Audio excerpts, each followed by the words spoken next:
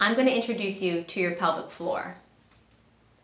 Your pelvis is a ring of bones that sits at the base of your body. You have the pubic bone in the front and the sacrum and tailbone in the back. And at the very bottom of this ring of bones is a basket of muscles. And this is what we call your pelvic floor muscles that sling from the pubic bone to the tailbone and side to side. Now this muscle has three main functions. It has a support function.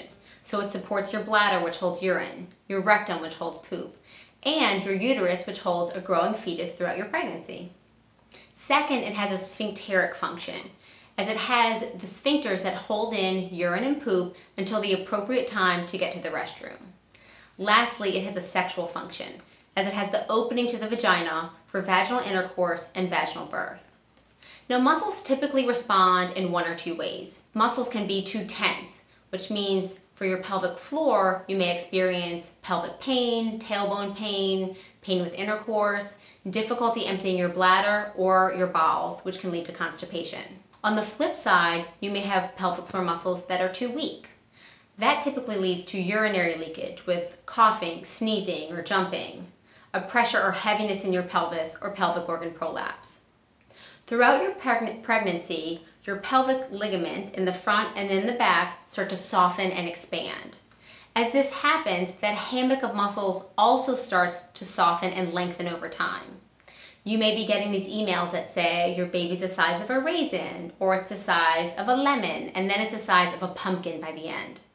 If you think about a hammock supporting a raisin or a lemon, it may not change that much. But if you think about a hammock supporting a pumpkin, you're going to see that hammock sink a little bit lower and get a little bit more lengthened. And that's typically what happens to your pelvic floor muscles throughout pregnancy.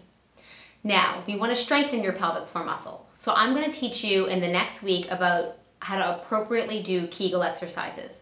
But I don't want you walking around keeping your pelvic floor tight all the time. That can lead to pelvic floor muscle tension. So it's all about balance.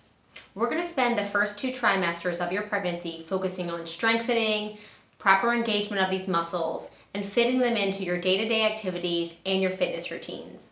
And the last trimester, we're going to focus a lot on relaxation, how to soften these muscles and prepare them for birth. So, stay tuned.